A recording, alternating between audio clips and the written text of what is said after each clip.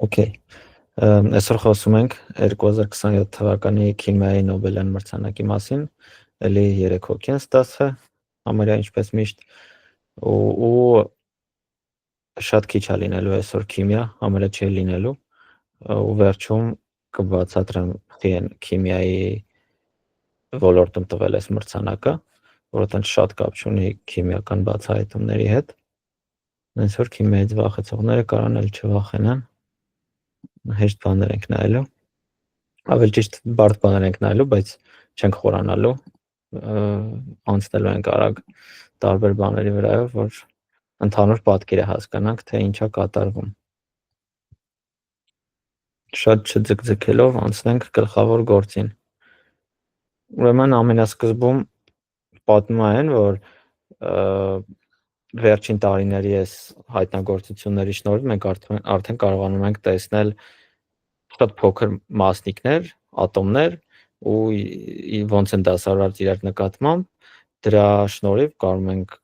նկարենք մոլեկուլներ, սպիտակուցներ, փոքր նման բաներ, ու ամենասիրուններից ասում է այս վիրուսների ու բակտերիաների ինչ ասում ներարկելու ասեղի տեսքն են օրինակ բացահայտել, թե ոնց ասենք վիրուսը մտնում ծակում sense ասած բջիջը ու իր DNT-ն մեջ է ներարկում, սա սպիտակուցային կառուցվածք է դա, ու ոնց որ վերականգնել ստացել ենք, թե այս ինչ տեսք ունի, որ կարողանում է sense բան անի, կամ այս տակի նկարների սպիտակուցները, որից այս առաջինը ցիրկադյան ռիթմի համար պատասխանատու սպիտակուցներից է, որը մեր անցած նոբինարի թեման էր ցիրկադյան ռիթմը, այս սպիտակուցի մասին չենք խոսացել, որովհետև մենք նայում էինք մարդկանց ու կենդանիների որոշ բույսերի մոտ ոնց է ցիրկադյան ռիթմը, իսկ սա օգտագործվում է ոնց հասկացա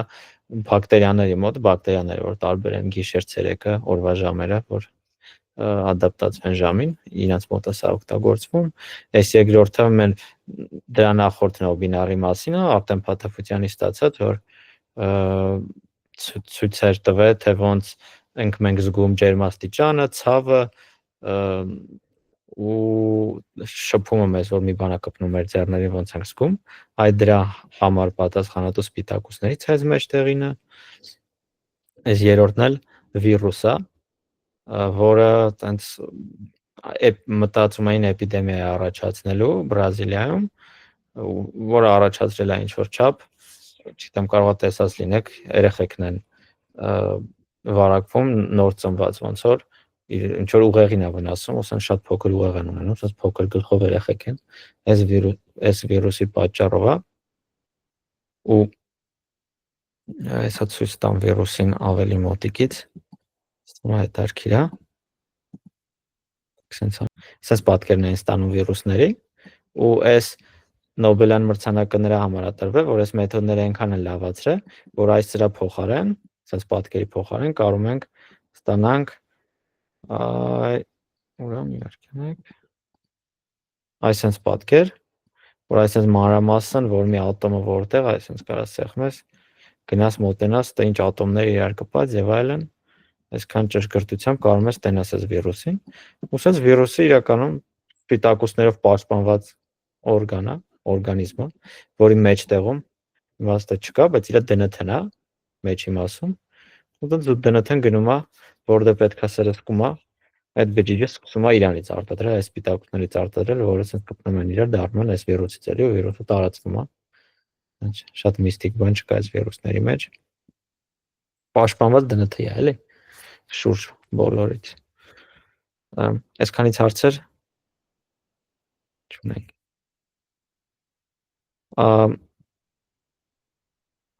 Okay,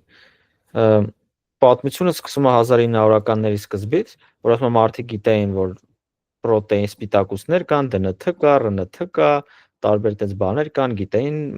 բջիջների ինչ են անում եւ այլն, բայց այս իրանց պատկերները թե ինչ տեսք ունեն այս ամեն ինչը, terra incognita էր, այս terra incognita-ն լատիներեն է կամ իտալերեն է, չգիտեմ, որ նշանակում է չբացահայտված տարածք, որ տենց ոչ բան հələ բացահայտված չեն, էլ ընդհանրապես գաղափար չունեն ինչ տեսք ուներ այս ամենը, գաղափար չունեն ոնց է կազմված DNT-ը, պրոտեինը եւ այլն, բայց առաջին քայլերը եղավ 1950-ականներին, երբ որ սկսեցին օգտագործել X-ray-ը, իսա կասեմ դա ինչ է, այս պրոտեիններին նայելու համար, թե ինչ տեսք ունեն։ Այս X-ray-ը գալիս է այստեղից 1890-ականների ոնց որ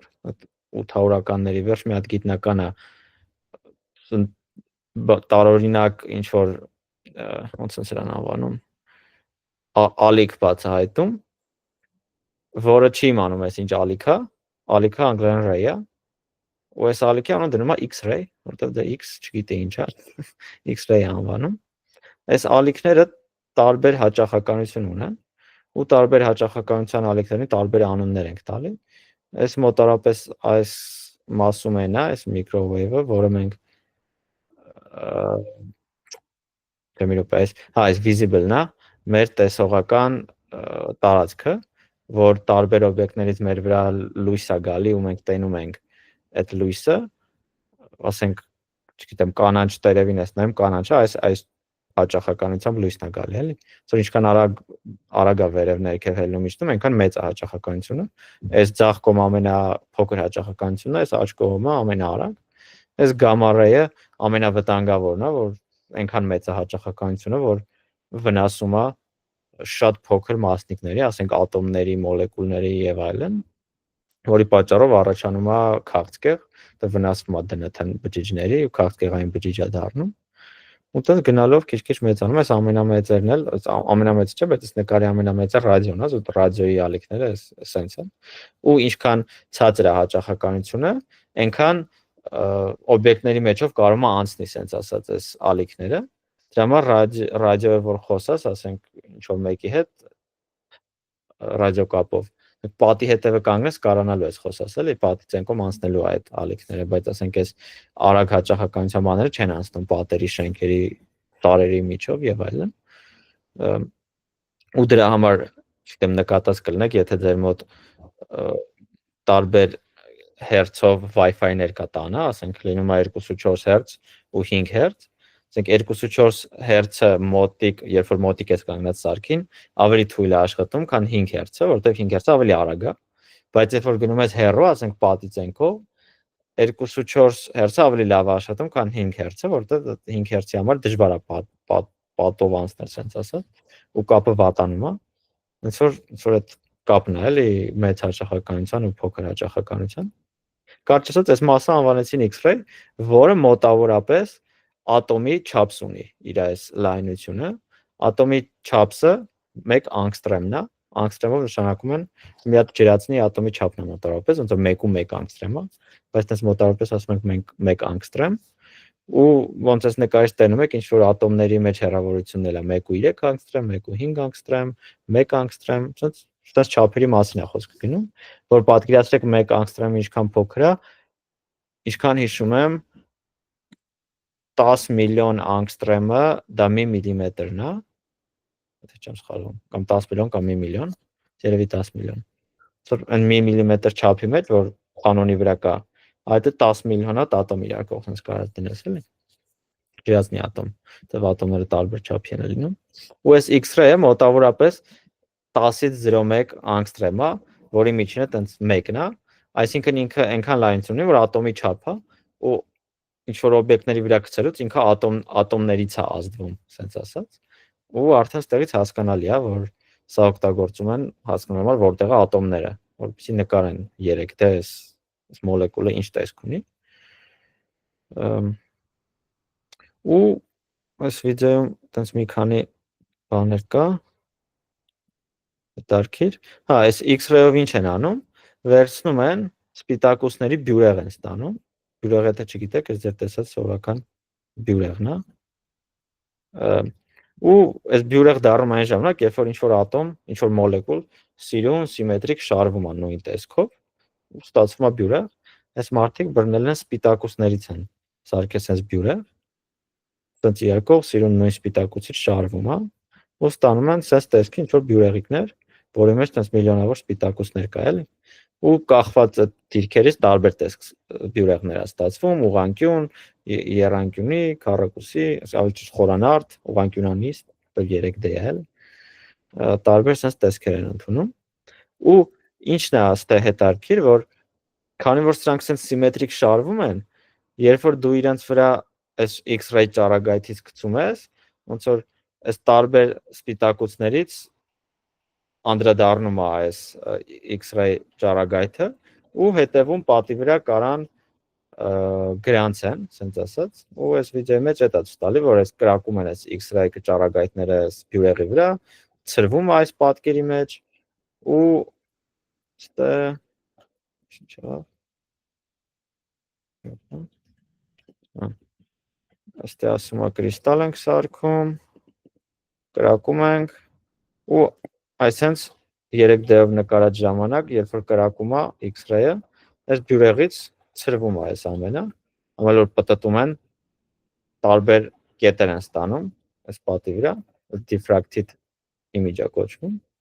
Ու այսպես նկարներ են ստանում, որտեղ sense կետեր է խառը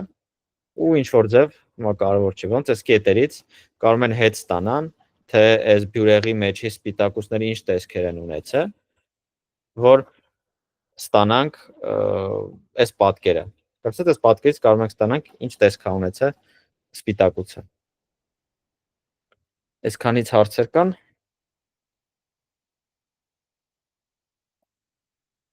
Okay, դե հարցեր չկան,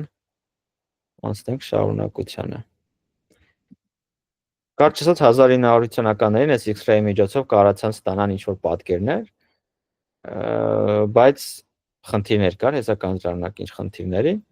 ու կա այս ուրիշ մեթոդ, որ արդեն 1980-ականներին ստացան, հայերեն լսած կլնեք միջուկային մագնիսային ռեզոնանսային սպեկտրոգրամը, ինչ դրա մի տեսակն էլ այդ մարդկանց համար են օգտագործում,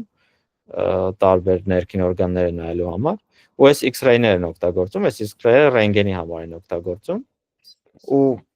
ոնց են օգտագործում, ոնց ասացի, ինչ որ բաների մեջով անցնում այս X-ray-ը, ինչ որ բաների մեջով չի անցնում, ու մեր դեպքում ոսկորների մեջով չի անցնում, մարմնի մյուս մասերի մեջով անցնում է, երբ որ կրակում են քո վրա սրանք, որտեղ ոսկոր կա, դա որ սպիտակ է մնում, որտեղ ոսկոր չկա, սև է դառնում, ու դա կարող են տնալ ոսկորները որտեղ է, էլի, ու ռենտգեն անեն տենց ոսկորները։ Իսկ այս NMR-ն էլ ուրիշ մի հատ մեթոդ է, որը մագնիսական դաշտի հետ են խաղում, ինչ որ քո ատոմների, միջուկների մագնիսական դաշտը կառավարում են, բերում են այս կողմ, բերում են այն կողմ, հիմա չխորանանք, էլի բարդ մի քիչ թեմա է, բայց էլի կարող են ստանան 3D պատկերներ, թե ինչ տեսք է ունեցել այս ինչ որ նկարել են, ինչ տեսք է ունեցել, ինչ քիմիական կառուցվածքներ է ունեցել։ Բայց այդտեղ խնդիրներ կար։ Խնդիրները որն է, որ այս NMR-ը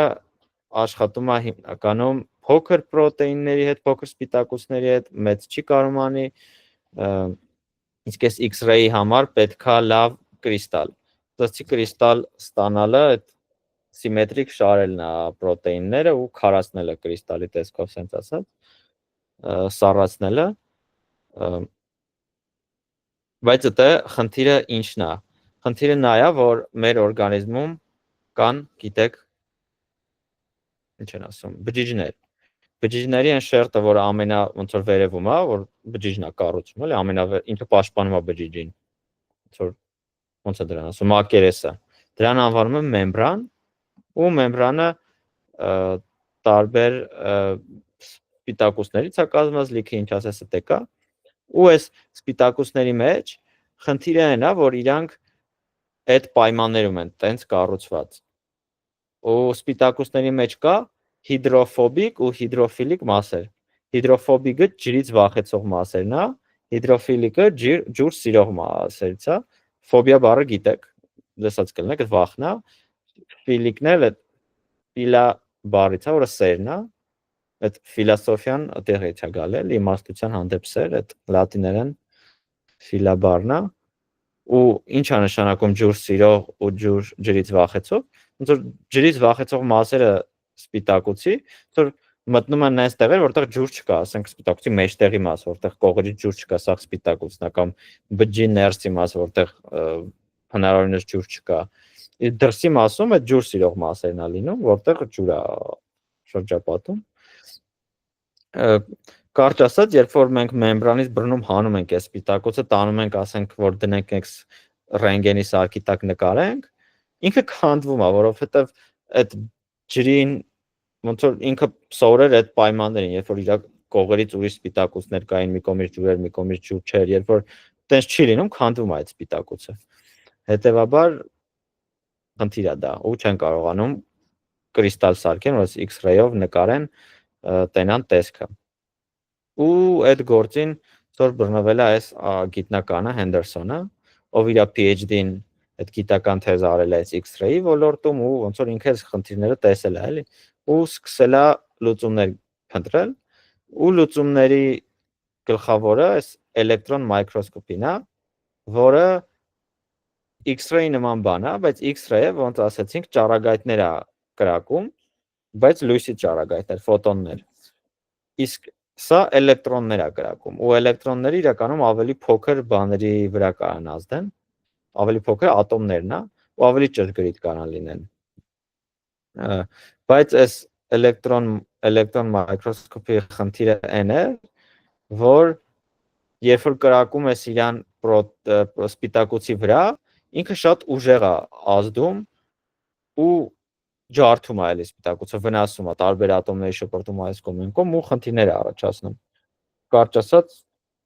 օքեյ, ես կարանք օգտագործենք, բայց քանդում է սպիտակուցը, չի լինում նորմալ օգտագործել։ Ու երկրորդ խնդիրն այն է, որ պետք է այս սպիտակուցը լինի վակուումի մեջ, որ կողը այլ ատոմներ, մոլեկուլներ չլինեն, որ խանգարեն, գնան դրանց կպնեն, խանգարեն, չտենանք մեր սպիտակուցին։ Բայց վակուումի մեջ էլ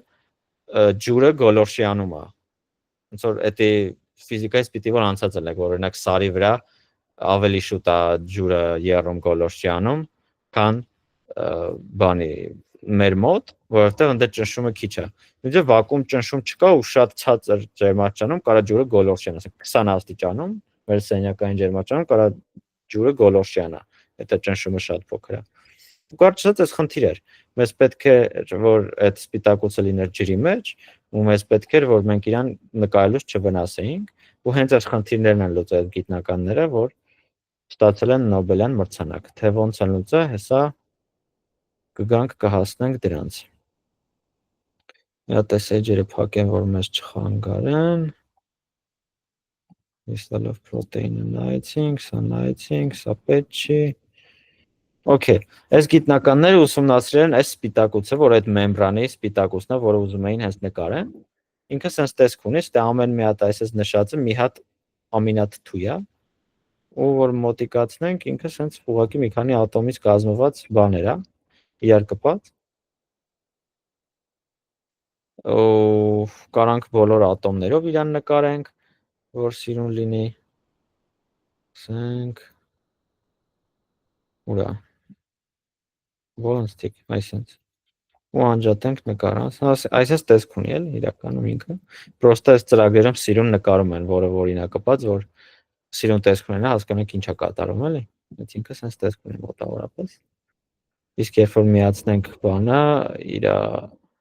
տարածքը մոտավորապես sense տեսք ունի։ Որ տարբեր տեսքերով կարելի է իրան միացնել նայել, էլի։ Ու ինչ արեցին այս մարդիկ։ Առաջինը ոչ թե բռնեցին հանեցին այս մեմբրանից իրան այս բջիջի մակերևույթից ոչ թե բռնեցին կտրեցին հանեցին, այլ հենց տենց վեկալեցին իրան ու ոնց որ ասեցին որ չխառնվի տեսքը, հենց սենց իրան կնկարենք մենք ու տենց մեմբրանախառը բռնեցին նկարեցին ու որ ինքը շուտ չգոլորշիանա այդ վակուումում ինչ որ շաքարա գլյուկոզով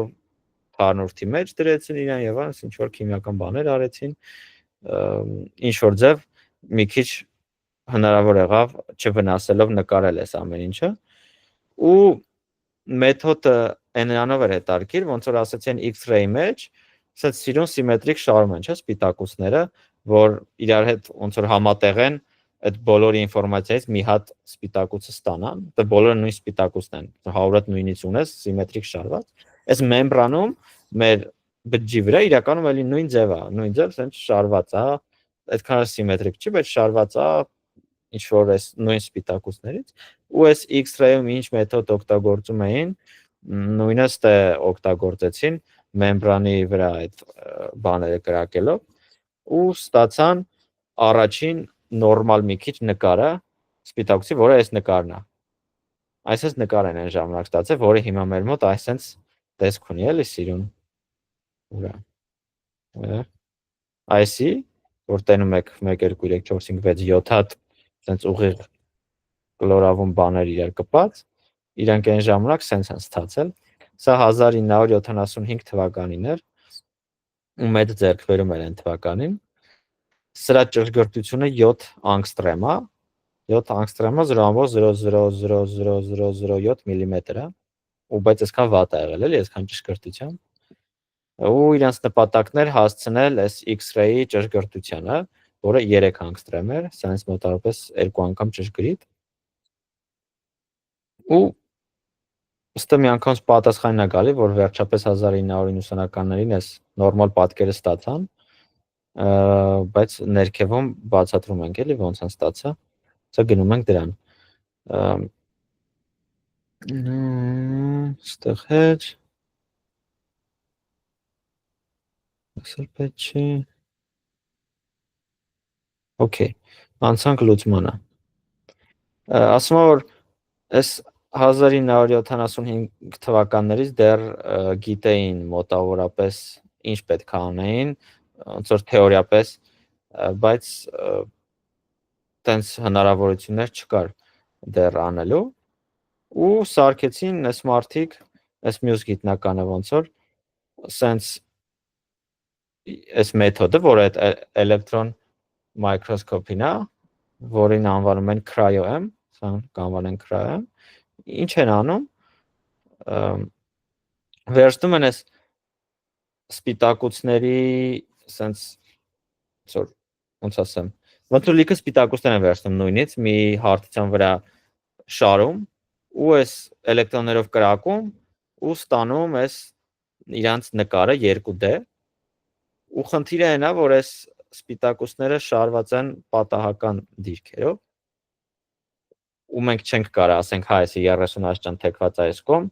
բերեմ մի քիչ այս կողմ, համադրեմ, տենամ ինչ տեսք ունենային ու տենց նմանություններ գտնեմ ու հիմնական մեծ խնդիրը այն է եղել, որ ստեղծել են մաթեմատիկական այդ ալգորիթմներ, որ կարող այս լիքը 2D պատկերները նույն բանի տարբեր ռանդոմ պատահական անկյուններից նկարած թվերները համատեղի, որպեսզի ստանա 3D պատկերը։ Այս թեմայով էլ եղել է իմ դիպլոմային աշխատանքը համալսարանում, բայց այնվաղ չգիտեի այս cryo-EM-ի այս աշխատանքի մասին։ Ես զուտ մաթեմատիկական մասի վրա էի աշխատում, բաներ էի փորձարկում, բայց դեռ 1990-ականներին այս ամեն ինչ արել են, ստացել են ալգորիթմները, ու այս ընդհանուր մեծ սարքը ալգորիթմները համատեղելով ստացել են 3D նկարները։ Հետո ոնց որ ասում 1980-ականներին սրա միջոցով այս ռիբոսոմ սպիտակուցը նկարեցին, որը այն սպիտակուցն է, որը արտադրում է սպիտակուցներ։ Մեր անցած էլի նոբինարին ցույց եմ տվել, թե ոնց են սպիտակուցները արտադրվում, ընդ մի հատ մեծ սպիտակուց կա, որ արտադրում է, հենց իրան են նկարել։ Բայց դա ոնց որ խնդիրը ամենամեծն էր մնում, որ մեկը այստեղ կրակելուց սրանց պատկերները ստանալուց իրանք վնասվում էին։ Պետք էր մտածել ինչ անել, որ այս սպիտակուցները չվնասվեն իրանց կրակելուց։ Դրա համար այս երրորդ գիտնականը շատ թույն բան է արել, որը շատ զարմանալի է։ Երբ որ այս սրանք դնում են սառույցի մեջ, որ սառցնում են ու տենց են փորձում նկարել, խնդիրը այն է, որ սառույցը էլի բյուրեղ է ու այդ տարբեր ուղղություններով էլի թողում է ալիքները ու բյուրեղային սառույցը կարճ ասած չի լինում նորմալ նկարել, խանգարում է, սաղ լղոզում է պատկերը։ Դրա համար այս մյուս մեր գիտնականը շատ ոչ պատահական, բայց էլի կարելի ասել պատահական ամեն դեպքում գտավ մեթոդ, իրանք ինչ արեցին, պարզվում է գիտության մեջ կա նման մի հատ նկար, որը x-երի առանցքում ջերմաստիճանն է, y-ների առանցքում ճնշումը, ու այս կետը որ տենում եք, չի փակում, լավ, այս կետը որ տենում եք 100 աստիճանն է,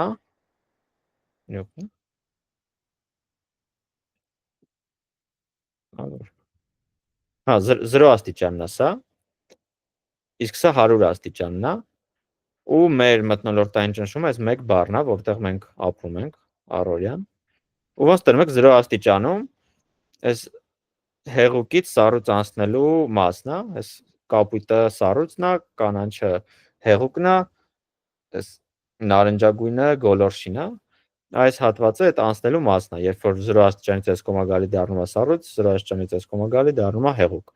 Նույն ձև ստե, երբ որ 100 աստիճանից այս կողմը գալի դառնում է չեն ասում, գոլորշի, 100 աստիճանից այս կողմը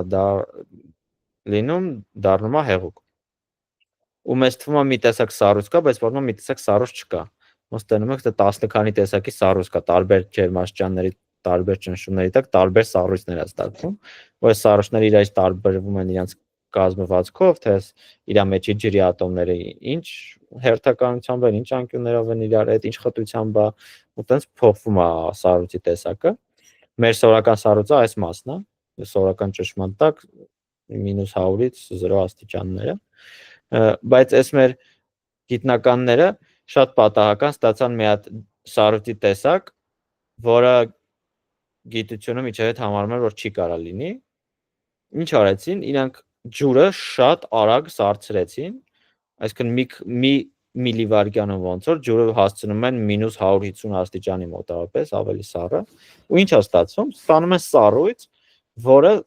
բան չունի, կրիստալի տեսք չունի, այլ բան է, ապակու նման է, ոնց է ապակին հարթ է, չէ՞, չի երևում հատուկ, ոնց որ ձյան պես գծեր վրան չկա, սառույցի պես ինձ կառուցվածք չունի, այտենց ջուր ստացան, որը հեսա կասենք ինչով է լավ, բայց այդ վիդեոն եմ ուզում մի րոպե նայենք, որ այս գիտնականը պատմում է այդ պահի մասին, այն նրա մասին է պատմում, որ իրանք այս պատկերը տենալուց մի անգամ զարմացան, ասի չի կարաս այս բանը լինի, մտածեցին այս ուրիշ նյութ են տեսել, բայց հետո ոնց որ ցույց տվեցին, որ չէ, այդ սառույցներ այդ տեսքով, երկու ավելի մի րոպե լսենք իր խոսքը, շատ ոգևորված է խոսում էլի, հավես է իրան լսելը։ Let it fall down in liquid ethane. And so we went to the microscope, look at the object in the electron microscope, and called me, hey, there is something here. And this is what we see. And this is vitreous. This is not crystallized. So we didn't know what this was. The first idea is it's liquid ethane, it's ethane, which has been condensed here. No, it can't be. The temperature, at that temperature, ethane should have been gone, should have evaporated. So we thought, okay, we will let it evaporate and we will see what it is. So we turned off the cooling of the specimen holder and we let it warm. I do not remember how long it lasts, quarter of an hour, warm slowly. And when we came at -135, suddenly, but in literally in 1 second, the drop transformed into a multi-crystal that we recognized immediately. This was cubic ice. Cubic ice is a different form of ice, quite conventional. We had it studied before in detail in our previous experiment, and electron diffraction confirm it. It's ice. So if you have a vitreous droplet which turn into ice, you know that you had vitreous water. Ha! So what do you do with that? Այսպես ոգևորված գիտնական, ինչ էր պատմում, սա ցույց տամ,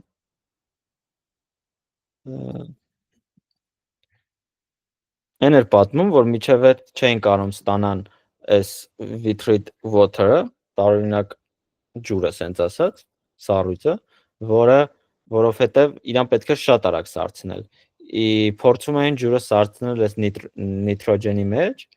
բայց նիտրոգենի խնդիրը այն էր, որ ոնց որ երբ որ գցում ես իր մեջ, նիտրոգենը արագ գոլորշիանում է ինչ որ չափ ու ասենց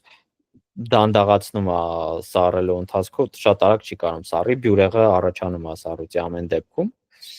Իրանք ինչ արեցին այս գիտնականները,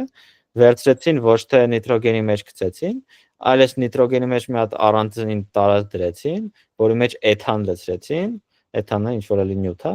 որ այդ նույն բանը չի գոլորշիանում նույն ձև, ինչ որ նիտրոգենը կգոլորշիանար ու դրա մեջ գցեցին ջուրը, ասենց ասած, ու առանց այդ գոլորշիանալու էֆեկտի շատ արագ ջուրը սառցրեց այս էթանը ու ստացան այն ինչ որ ստացան ջուր, որը սառույց է, բայց սառույցի բյուրեղ չի կազմում, անկանոն է իր մեջ մոլեկուլները ջրի, էլի, սիրուն սիմետրիկ կազմված չի։ Ու սրա միջոցով կարողացան ինչ անել, երբ որ գցում են սրա վրա արդեն այս ճառագայթները, իր հետևի ֆոնը, ոնց տենում եք, այնպես լրիվ տարբերվում է։ Սրանք այդ վիրուսներն են, ոնց տենում եք, որ ցույց էի տալի։ Իսկ հետևի ֆոնը այդ իր ջուրն է, որը չի խանգարում իրան, այդ սառույցն է։ Այս սառույցը օգնում է, որ իրանք չվնասվեն ճառագայթելու ընթացքում ու ոնց ասեցի, այդ ջրից վախեցով, ջուր սիրող մասերը չքանդվեն։ Ու էս էր ամբողջ իմաստը, եթե սառույց լիներ սովորական, սա խառնվում էր իրար, ասենք սիրուն հետևի պատկերը չէր ստացվում, էլի չէր լինում տարբերել իրանց ու հետևի ֆոնը։ Սրա շնորհիվ կարողացան տարբերել ու սա լիքը խնդիրներ լուծեց։ Դե ավելի մանրամասն է ինքը բացատրում իհարկե, որ ասենց ինչ որ ցանց է, որը շատ բարակ շերտ է, որ այս սպիտակուցները մի հատիկ լինեն ամեն տեղում, էլի, ոչ թե իրար գլխիս են շարված, որ չկարողանանք տարբերել։ Ու այս մեթոդը կիրառեցին սիրուն սև նկարներ ստանալու համար։ Ու հետո այս նկարների մեջ ալգորիթմներ գրեցին նախորդ գիտնականը, որ այս ամեն մեկը սենց առանձնացնում է ու ստեյնա բանը, որ այսինքն պատահական անկյունով են, պատահական շեղված են, էլի, իրանք նույն դիրքով կանգնած չեն։ Նույն սպիտակուցն է, նույն վիրուսն է, բայց տարբեր անկյուններից։ Այդպես ոնց որ նկարները առանձնացնում են, բերում են այս ալգորիթմով, սենց համադրում են իրար հետ սաղ ու համակարգչային ծրագրերով վերջնական 3D պատկերը ստանում են։ Այս ամեն ինչի խնդալու մասերը, որ միջևես, քանի որ սենց պատկերներ են մոտավորապես ստանում, որը սենց ինչ-որ գնդերի տեսքով է, ատոմներ, մոլեկուլներ, բանտես բաներ չենք տենում, մենակ տենում ենք սենց մոտավորապես ինչ-որ բան կար, այս cryo-M-ով, դրա համար cryo-M-ը անվանում են blabology, ոնց որ գնդիկների գիտություն, էլի, blabology, ու տենց ոնց որ ձեռ էին առնում, բայց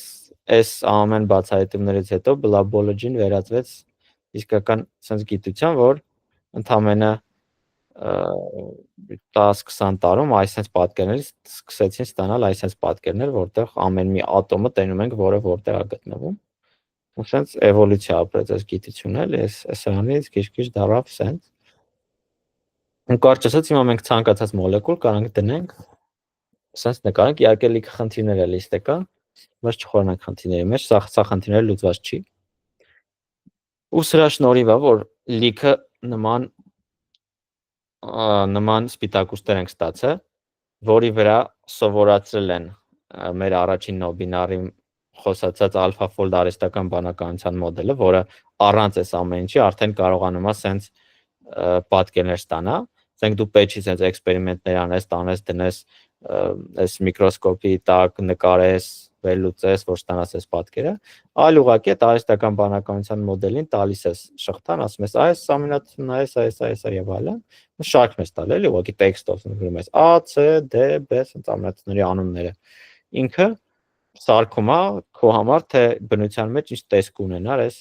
սպիտակուցը, եթե sense լիներ, էլի։ Կարծես առանց լիքը դոլարներ ու ժամանակ ծախսելու մի քանի վայրկյանում ստանում ես այս ամեն ինչը։ Այս տենց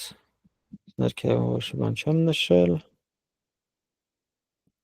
Այսքանից հարցեր ունենք։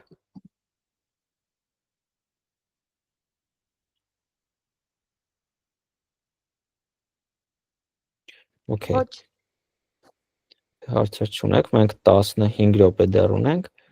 Ես էլի բաներ կասեմ։ Մենք չնայեցինք այս մյուս մեթոդը ոնց աշխատում, ոնց ասեցի 3 մեթոդ է, հիմա 3-ն էլ իրականում օգտագործվում է, այնպես չի մենակ այս cryo-m-ն է։ Հա cryo-m-ը չասեցի cryo էլի ոնց որ լատիներենից կամ հունարենից է գալի, որ նշանակում է սառը։ Ու m-ն էլ electronic microscopy-ն է, ոնց որ սառը էլեկտրոնային մակրոսկոպիա է։ Մեկ է cryo-m-ն է, մեկ է NMR-ն է, nuclear magnetic resonance spectroscopy-ն է, մյուսը է X-ray-ն է։ 3 տարբեր մեթոդներ ատոմային մակարդակով ինչ որ բաներ նկարելու համար։ Նայեցինք cryo-m-ը, X-ray-ը, NMR-ը չնայեցինք, NMR-ը։ Եք մի քանի րոպե էլ NMR-ը նայենք, որ բաց չմնա էլի։ Վերջնենք։ Այս NMR-ի նման մի բանով, ինչքան գիտեմ, մարդկանց այդ կատեն են անում ու MRT են անում, բաներ են անում, որը չի ճառագայթում ու վնաս չի հիմնականում։ Նամա ռենտգենը ավելի վնաս է, քան սա էլի։ Ու սա ինչ է։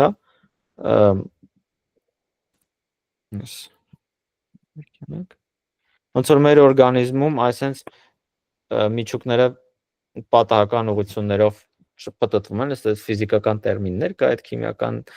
սպինն է իրանց, մագնիսական դիպոլն է, եւ այլն տարբեր բաներ կա դիպոլը, բայց չխորանանք դրա մեջ։ Ենթադրեք ինչ որ ուղղություններով sense պատտվում են,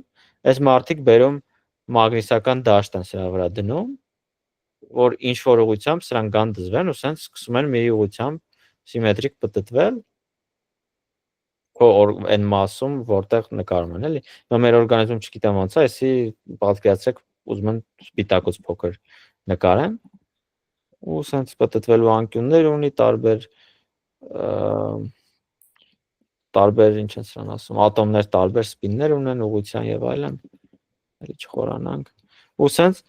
այլ ազդանշանով կրակում են իրենց վրա ու իրանք sense շեղվում են ուղղությունից ու էլի հետ են գալի, ինչ որ բայ շեղվում են ուղղությունից ու էլի ինչ որ բայի հետ են գալի։ Ու ինչ են անում։ Տենում ենք, որ այսպես հետ է գալի ու կարող գրանցենք, թե այս ալիքը ոնց է պատտվում։ Ենթադրենք այս Y-ների առածքը իր շեղվածությունն է ուղղությունից, ու sense գալիս է այս կողմ ու գալի դզվում է։ Սա կարող են sense գրանցեն իրականում ոնց է հետ գալիս ու նկատում ենք, որ երկու հատ տարբեր ատոմներ տարբեր ձև են դզվում, ուրա որ նկարենք, այսինքն շեղվում է երկուսի բանը իրարից, էլի հաճախականությունը դզվելու, մեկը մի քիչ լայն է, մեկը մի քիչ նեղ է, ու Ֆուրիեի տրանսֆորմացիա կամ մաթեմատիկական մեթոդը, որով ստանում են ստե ինչ հաճախականությամբ ալիքներ կա, ստանում են երկու հատ հաճախականությամբ, ուտում են հա, որտեղ ստե երկու հատ, ուրեմն ստե երկու հատ բան կա, ատոմ կա, ու sense որ գնա, կա sense սիրուն գրաֆիկներ, ոնց որ եթե ասենք sense 5 հատ այս ատոմների բանն են ուզում, կապն են ուզում գտնել, sense պատկերած ստանում, որ այսպես հաճախականությամբ կա, sense 5 հատ բան են ստանում, տանում որ 5 հատ sense ատոմ հավանաբար ստե կա։ Ու sense գրաֆիկներ կա, էլի, եթե sense պատկերած տենեմ, ուրեմն այս ուղղակի ջրածին է իր համար կանգնած։ Եթե sense պատկերած տենեմ, ուրեմն երկու հատ ջրածին իրար կող են եղել, ուրեմն sense բան է ստանում 3 հատ են, ուրեմն մեկը մեջտեղն է, երկուսը կողմերը։ Կարծես այս տարբեր գրաֆիկներ կա, որ ամեն մեկը մի sense քիմիական կառուցվածքի համար է, ու ստանում են ինչ ատոմների կոմբինացիաներ կարա լինի։ Այս հենց ստել բան չկա, ջրի մասին խոսացինք,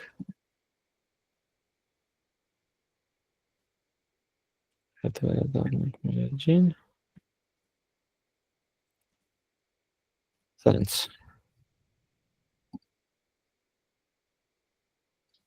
Okay, այսքանից էլ հարցեր չունենք,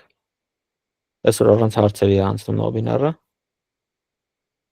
Գոնե մի հարց տվեք։ Ռեզի հասկանում ինչ հասկացել ենք, ոչինչ չենք հասկացել։ Ան ասա Անահիտ, ոչ ոք չես հասկացել, թե հասկացել ես։ Չգիտեմ, անիմաստը մի քիչ կամական հայտ է թվում։ Սենց հարստամ, որ ասացիք ապը ստեղծվել, որը առանց այդ լիքը նկարներ կատարելու, մեթոդներ գտնելու կարողանում է հասկանալ, այսինքն ուսումնասիրությունները անիմաստ են, թե ուսումնասիրությունների հիման վրա է ստեղծվել այդ ապն։ Նայ, ուսումնասիրությունների ամբողջ իմաստը այն է, որ մենք ստացել ենք 3D կառուցվածքները լիքը սպիտակուցների։ Այս կայքում մոտ 200,000 սպիտակուցի կառուցվածք կա։ Մենք ունենք թվային համակարգչի մեջ այդ կառուցվածքները։ Այդ կառուցվածքների հիման վրա են սովորացրել AB-ին։ Եթե այդ կառուցվածքները չլինեին,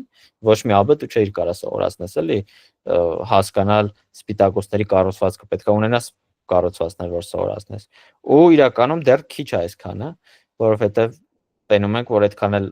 աշխատում են, բայց նոր սպիտակուցների դեպքում այդքան էլ լավ չեն աշխատում, այսինքն դեռ լավ չեն սովորել sense ֆիզիկայի, քիմիայի կանոններ, ու նույնիսկ 200,000 հատ սպիտակուցը քիչ էր ամեն դեպքում, արհեստական բանականության ավելի շատ է պետք, որովհետև այդքան էլ լավ չեն ալգորիթմները, ոնց գիտեք, այս ChatGPT-ին բանը, ասենք երբ որ տեքստերի վրա են սովորել,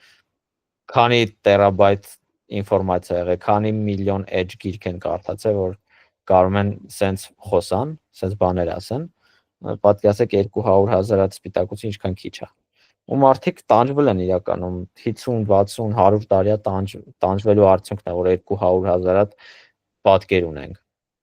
Տարբեր մեթոդներով, համ X-ray-ով, համ NMR-ով, համ այս cryo-EM-ով, բայց էլի խնդիրներ կա տարբեր։ Ամեն մեկի իր խնդիրներ ունի, համ արհեստական բանականությունը, համ այս մեթոդները իրենց խնդիրներն ունեն, բայց երբ որ այդ ստեղծեցին արհեստական բանականության մոդելը, դրա շնորհիվ այդ 200,000 հատ սպիտակուցի վրա սովորելու շնորհիվ կարացին ստանան ինչքան էր մի օպե 2 միլիոն ոնց որ 2 միլիոն սպիտակուցի 3D կառուցվածք ստացան ու տենց էլի բաց դրեցին ինտերնետում, որ մարդկանց տվեցին իրաց ներդրումներ էլի գիտության մեջ Google-ն է արել, Google-ի որ դուստր ընկերությունը DeepMind-ը իրանք են այդ արել, ոնց որ գիտության մեջ իրաց ներդրումներ էտի, բայց տենց դեռ սա խնդիրները լուծված չէ, էլի հազարամյա խնդիր կա այս ոլորտում։ Կարճ ասած, այս ամեն ինչը պետք էր որ այդ AB-ն ստանան, բայց մեկը AB-ն դեռ իդեալական չի, հենց որ շարունակում են այս մեթոդները լայն կիրառել, էլի հիմա էլ այսօր էլ վստահաբար լիքը գիտնականներ ինչ որ համալսարաններում նստած ինչ որ սպիտակուցներ են դրանցով նկարում ու փորձում 3D կառուցվածքները ստանան։ Okay։ Ոչ չհասկացա։ Նույն։ Թե հարց ունենաք, ձեր բարձրացրեք, ես ուրիշ բան ասեմ էլի մի հատ։ Այս ինչի է կարևոր այս 3D կառուցվածքները,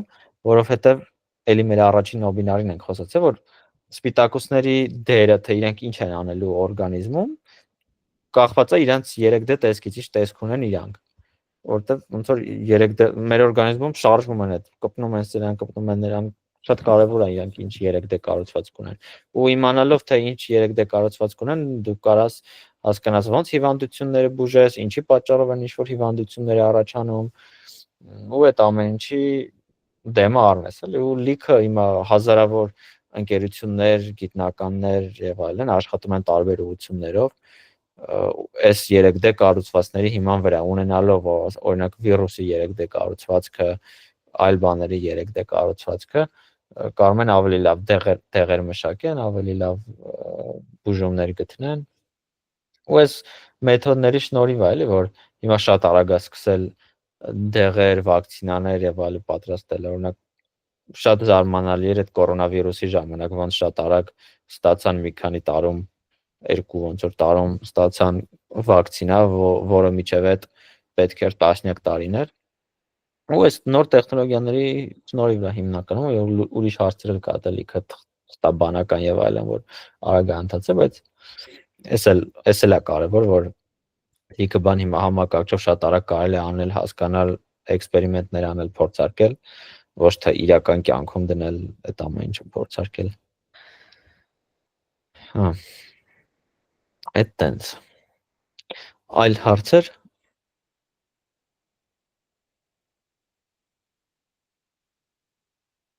Այլ հարցեր չկան։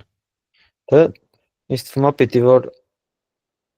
բարդ չլներ ու լիքը բարդանալու տեղ կա խորանալու, ստե բայց չենք խորանում։ Եթե ձեզ հետաքրքրի կարաք ինձ ասեք կամ գրեք, կարանք ուրիշ ավելի խորը բաներից էլ խոսանք ուրիշ անգամ։ Այսօր այսքանը շատ լավ։ Դե կհանդիպենք ուրեմն մյուս շաբաթ լինելու է, չգիտեմ, կամ տնտեսագիտության Նոբելյան մրցանակ կամ ֆիզիկա կամ ուրիշ բան, բժշկություն։ Դեռ կտենանք։ Այսքանը։ Մերսի ձեզ որ եկաք։ Աղաղեք։ Merci քեզ։ Լավ որ